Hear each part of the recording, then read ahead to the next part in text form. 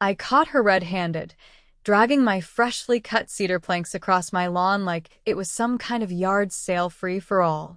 It all started last Saturday morning. I was in my garage, sipping burnt coffee and cutting fence wood for the east side of my backyard. My name's Elias Booker, retired firefighter, and I've lived in Willow Creek Estates for 6 years without issue until Vanessa Whitmore got herself elected HOA president. She fit the Karen stereotype to a tea-frosted bob haircut, sunglasses on cloudy days, and the constant sound of her flip-flops clapping angrily toward whatever violation she had dreamed up that week. She'd been on my case for months, saying my mailbox was half an inch too high, claiming my wind chimes violated the community's peaceful ambience clause, and last month, she fined me $200 for excessively enthusiastic grass growth. Whatever that meant. But this was new. I had just finished stacking the last of the cedar planks next to the garage when I went inside to grab a sandwich. 15 minutes tops. When I came out, half the wood was gone. At first, I thought I was losing it. Then I spotted the trail. Literal drag marks in the grass leading down the street toward Vanessa's backyard. I followed it like a bloodhound.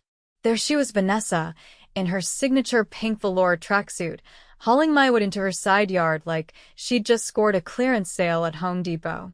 "Hey, Vanessa!" I shouted. She flinched and dropped the plank like it burned her.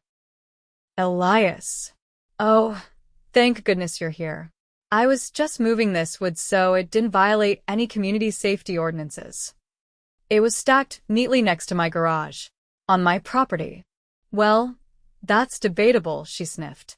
"Your garage slightly crosses the property line, technically. That wood was in the common area."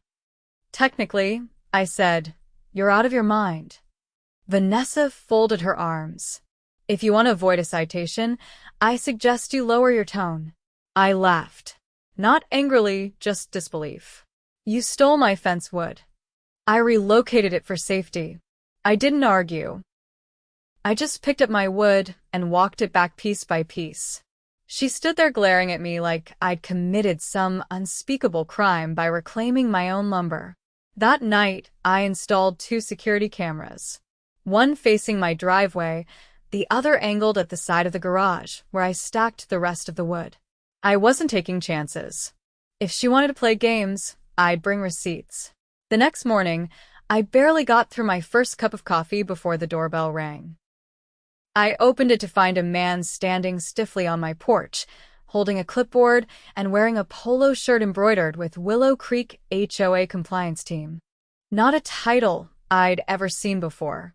"Mr. Booker," he said, adjusting his glasses, "I'm here to deliver a citation on behalf of the Willow Creek Homeowners Association. There's been a complaint regarding unauthorized construction materials stored in visible proximity to the front-facing portion of your property." I raised an eyebrow.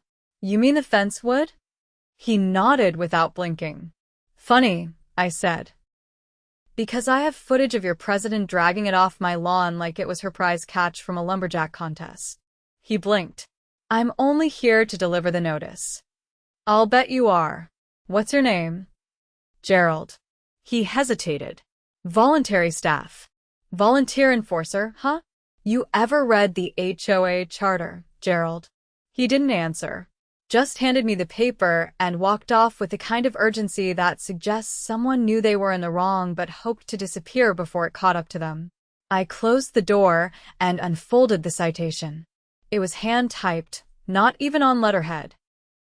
The language was vague and referenced a non-existent bylaw number. I scanned it into my laptop and filed it away. Vanessa was testing boundaries, and now she was getting creative. I wasn't going to let her slip anything past me. Later that afternoon, I reviewed the footage from the security cameras. Sure enough, there she was again wearing a floppy sun hat this time, as if that somehow made her less recognizable, slinking around the side of my garage with a measuring tape. She scribbled something into a little green notebook, then actually stepped into my flower bed to get a better angle. I downloaded the video and saved it to 3 separate drives. Then I printed stills and stapled them to a report I started building. I wasn't just going to defend myself, I was going to document every stunt she pulled until I had enough to bury her in paperwork. That evening, I went to speak with my neighbor, Darlene, a retired paralegal who'd lived in Willow Creek longer than anyone. She met me on her porch with a glass of iced tea and listened as I explained everything: the stolen wood, the bogus citation, and now the trespassing. "She's poking the bear," Darlene said, shaking her head. "You know, she tried the same mess with the Hendersons last year, claimed their bird bath was a hazard to migratory patterns, and tried to get it removed. They ended up hiring a surveyor and found out her property line was off by 3 feet. 3 feet. Yep. And she never fixed her own fencing after that. Just kept going after everyone else. Classic case of projection." She took a slow sip. "You need to get a copy of the original plat map. City Records Office still has the old paper ones. If she's claiming your garage crosses into common land, that's where you'll find the truth." The next morning, I drove down to the Municipal Records Office.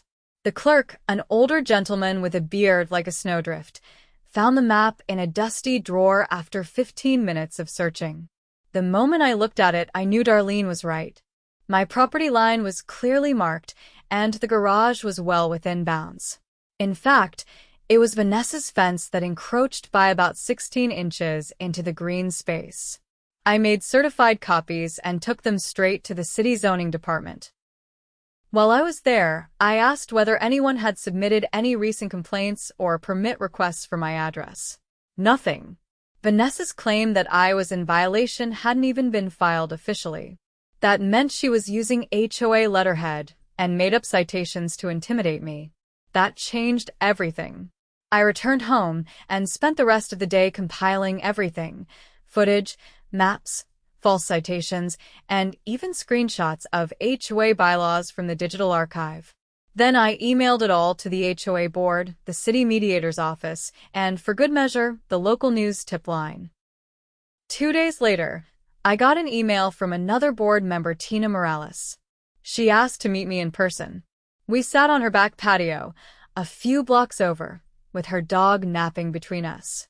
She was calm, professional, and spoke in the careful tone of someone used to navigating tense meetings. "I'll be honest with you," she said. "I've suspected Vanessa has been going beyond her authority for a while. But I didn't have proof. What you've gathered, it's more than enough. Then why hasn't anyone reined her in? She's got 2 loyalists on the board who vote with her no matter what. Most people don't challenge her because they assume she knows the rules. And because she makes their lives easier if they stay quiet. She stole from me," I said flatly. "She made up laws, walked through my flower beds, and tried to gaslight me into thinking I was the problem." Tina nodded. "You've got a solid case. But if you want to stop her for good, you'll need to force a special meeting. According to the charter, if you get signatures from 30% of homeowners, the board has to convene and respond to a formal grievance." Then that's what I'll do. I spent the next week knocking on doors. Some residents were wary at first, but when I showed them the footage and the bogus citation, the dam broke. People started sharing their own stories: Vanessa finding a couple for leaving their porch light on, threatening to tow a nurse's car because it had a hospital parking tag, even taking photos through someone's blinds to monitor compliance. By Thursday, I had over half the neighborhood's signatures. I submitted the petition and grievance packet to the HOA office and hand-delivered a copy to the board's legal liaison, a retired judge named Hal Brinkerhoff. He didn't say much, just raised an eyebrow and whistled low when he saw the evidence folder. The following Monday, the special meeting was called. It was held in the Community Rec Center, and every folding chair was filled. Even the people who usually avoided HOA events like the plague showed up. The mood was tense, but electric. Vanessa strutted in like she was hosting a gala. That confidence lasted about 8 minutes, right until I stood up, turned on the projector, and played the footage of her dragging my cedar planks across the lawn. Gasps. A few chuckles. One guy in the back muttered, "That's theft." Then I laid out the map, the zoning records, and the phony citation. Vanessa tried to interrupt. This is taken wildly out of context. I raised the printout of the actual bylaws. Which context? The one where you invented a bylaw number? Or the one where you filed no official complaint with the city because you knew it wouldn't hold water? Tina spoke next. Calm, clear, unshaken. The board has reviewed this evidence. We find that Ms. Whitmore acted outside the scope of her authority. Her citation process was unauthorized, and her behavior constitutes harassment, trespassing, and misrepresentation of HOA power. Hal stood next. The matter has been referred to the city attorney's office. Given the video evidence and unauthorized use of HOA titles to issue false fines, this meets the threshold for misdemeanor charges. The police have been notified. Vanessa's face went pale. By the end of the meeting, she was suspended from the board, pending legal outcome. Her two loyalists didn't even try to defend her, they quietly voted with the majority. The crowd applauded as the motion passed to hold a new election for HOA president. On my way out, a couple stopped me near the door. The woman, maybe in her 60s, gave me a firm handshake. "Thank you," she said. "We've been waiting for someone to stand up to her for years." I tipped my cap. Sometimes all it takes is a camera and a little lumber to bring the truth out. And just like that, the reign of petty tyranny was over. The morning after the special meeting, I was back in my garage, cutting the last few cedar boards to finish the fence. For the first time in weeks, the air felt still, like the whole neighborhood had taken a breath. But I wasn't naive enough to think Vanessa would go quietly. Not after the way she'd stormed out of the rec center, jaw clenched like she was chewing gravel. Around 9, a white SUV pulled into my driveway. A tall man stepped out in slacks and a blue button-down, holding a leather binder. He introduced himself as Detective Aaron Lively with the county's Financial Crimes Bureau. "We've been contacted by the city attorney's office," he said. "They received a complaint package involving the Willow Creek HOA. Your name was listed as the reporting party." I nodded. "Everything I gave them is in that folder. If more's needed, I've got backups." He motioned toward the garage. "Mind if we talk inside? Out of view." I gestured him in, closed the door behind us, and leaned against the workbench while he flipped through his binder. I watched his eyes scan over the evidence photos, timestamps, and the forged citation with the fake bylaw number. "Your footage and documents are thorough," he said. "But what stood out to us was a detail in the HOA's alleged citation process. The city has no record of any compliance department under their umbrella. Yet the HOA has been issuing financial penalties under that name for at least 2 years. She made up an entire department." I asked. "She created a shell account through a third-party payment processor," he said, tapping the page. "Residents would pay fines online, thinking it was official. The money was funneled into a private account held under a dissolved LLC called WC Management Solutions. That company doesn't exist anymore, but the account's still active." I crossed my arms. "How much are we talking?" "Preliminary audit puts it near $67,000. I whistled under my breath. "She was running a racket." He nodded slowly. "We've already issued a warrant for her home and the HOA office. We'll be interviewing board members individually, including the ones who co-signed those fines." Your footage was the thread that unraveled the whole thing. My stomach turned, not from nerves, but from the sheer scope of it. People had paid those fines. Some had probably cut back groceries or medicine to avoid trouble with the HOA. And she'd pocketed it, smiling the whole time. Lively handed me a card. "If she contacts you again, directly or indirectly, notify us immediately." That afternoon, news vans rolled into Willow Creek. Word had spread fast. I stayed inside, watching through the blinds as reporters stood outside the HOA office, which now had police tape stretched across the doors. A few officers carried out cardboard boxes and hard drives. Later, Tina stopped by, holding a yellow envelope. They subpoenaed all HOA financial records, she said. Turns out, Vanessa was the only one with access to the account where the fines were deposited. No one else on the board even knew the login. How'd she get away with that long? She told us the payments went into a general maintenance fund. But when we asked to see the books, she said the accountant handled it and was off-site. We never saw anything in writing. I opened the envelope she handed me. Inside were copies of board meeting minutes, some signed by Vanessa, others missing entirely. The gaps lined up with the dates on the phony citations I'd received. You think the board will be dissolved? I asked. No. Not if we elect a new one fast.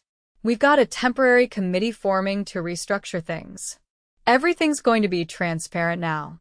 No more closed-door decisions. I nodded. Good. People deserve to know where their money's going. That night, I got a call from Darlene. She'd spoken with a few residents who wanted to hold a community meeting, one not run by the HOA, just neighbors supporting each other, setting up a watchdog group to prevent this kind of abuse from ever happening again. We're calling it the fence line, she said. A boundary, literal and figurative. We protect what's ours, and we protect each other. I agreed to help. We met the following Saturday at the park pavilion. Dozens showed up. Older couples, young families, folks who had quietly endured Vanessa's reign but were ready to speak now. One man, Harold, shared how he'd paid a $400 fine for obstructive garden elements after planting vegetables in his side yard. Another woman, Shauna, said she'd received 2 late notices for dues she'd already paid, both of which had gone to the same fake payment portal. As people spoke, I noticed something shift. The fear that had hung over the neighborhood like a fog was lifting. People laughed, shared coffee, and asked how they could help. We set up a rotating volunteer schedule to attend all future board meetings, and we created a digital archive of HOA documents accessible by anyone in the neighborhood. The following week, the county issued formal charges: mail fraud, wire fraud, grand larceny, and impersonation of a public official. Vanessa was arrested at her home and denied bail due to the scope of the fraud.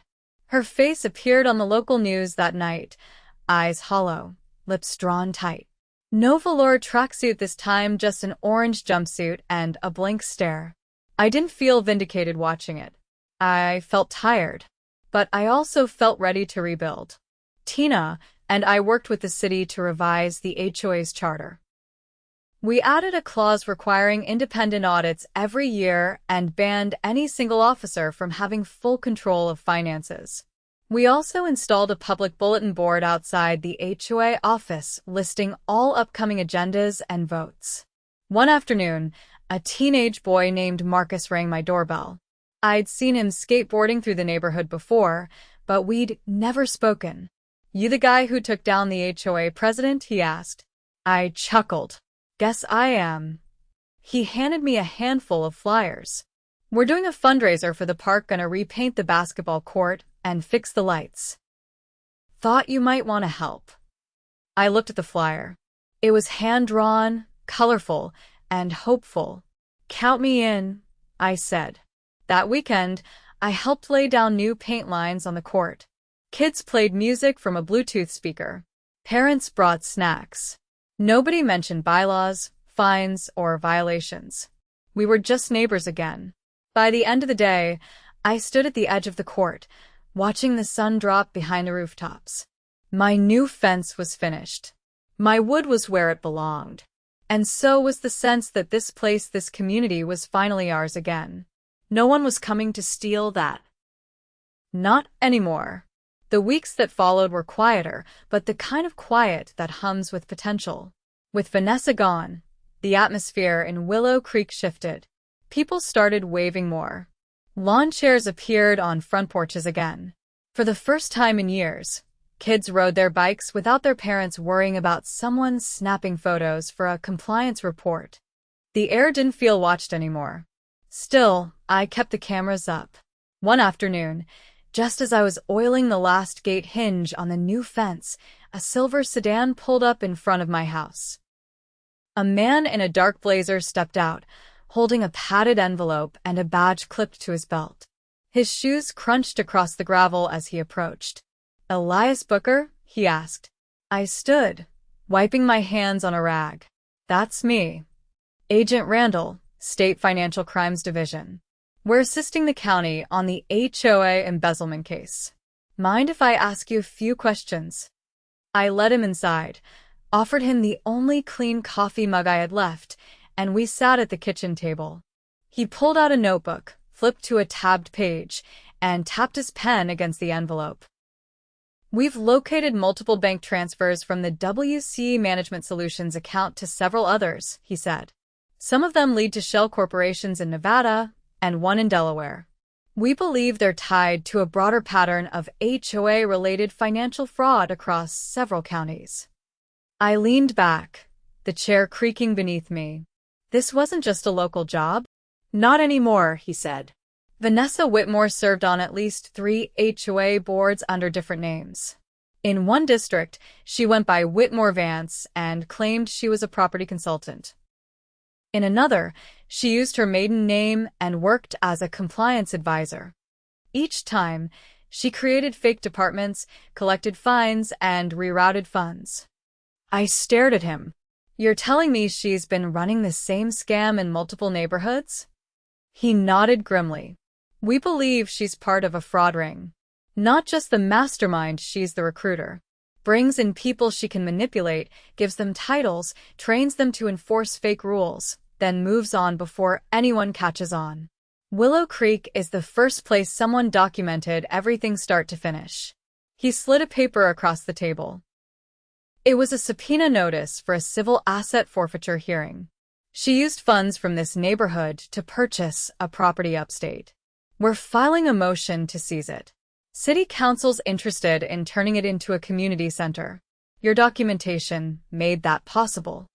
I signed where he indicated, and he tucked it back into the envelope. Before he left, he paused at the door.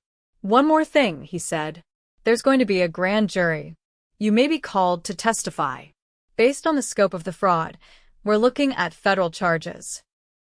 Racketeering, wire fraud, identity concealment, and conspiracy." I nodded slowly, processing it. "I'll be there." The day of the hearing, I wore the only suit I had left for my brother-in-law's wedding. The courthouse was packed, not just with lawyers and clerks, but with residents from Willow Creek and 2 other neighborhoods. A few of them recognized me and nodded as I passed. The prosecutors laid out the full case: falsified citations, unlicensed financial collection systems, fraudulent accounting, and a trail of forged signatures that led all the way to a dummy office rented under an alias. Vanessa's attorney tried to argue mental distress and overwork, but it didn't stick. The judges saw the evidence trail, the shell companies, and the deliberate effort to erase digital footprints. When the clerk read the charges, there were 6 counts of fraud, 3 of racketeering, 2 of identity concealment, and 1 of criminal conspiracy to commit financial crimes across state lines. The judge denied bail again, citing risk of flight and evidence tampering. After the proceedings, I stepped outside into the courtyard. Tina was waiting, wearing a navy blazer and holding a stack of papers. "That's it," she said. "The board's been restructured. We've got community reps now, no more closed elections. Everything's voted on in open meetings." I glanced at the papers. They were printed schedules, upcoming maintenance bids, and a copy of the new charter with transparency clauses highlighted. "You're running things?" I asked. She shook her head. "Nope. I'm just helping with the transition. We nominated Darlene to lead. She's already reviewing all the contracts Vanessa signed in the last year." I smiled. Solid choice. Later that evening, I walked the neighborhood. The air smelled like fresh-cut grass and barbecue smoke. Someone had painted chalk murals on the sidewalk. Even the usually grumpy guy on the corner had a porch light shaped like a gnome now. When I passed the park, I saw Marcus again, this time helping nail a sign into the ground. It read, "Willow Creek Community Night Live Music, Open Grill, No Fines." I chuckled. No fines? He grinned, brushing sawdust off his hands. Thought people needed the reminder. A few days later, I found a letter in my mailbox. Handwritten, no return address. I opened it cautiously. It was from one of the former board members who had voted with Vanessa. He didn't apologize directly, but he admitted he'd gone along with things to avoid being targeted.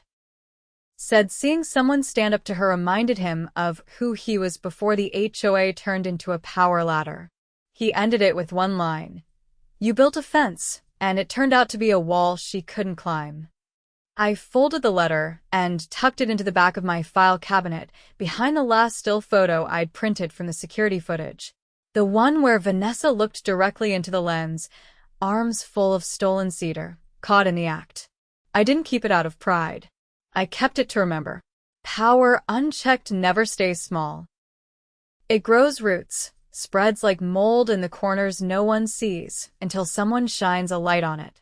The cameras stayed up, not because I was afraid, but because they reminded me what vigilance looked like. And the fence?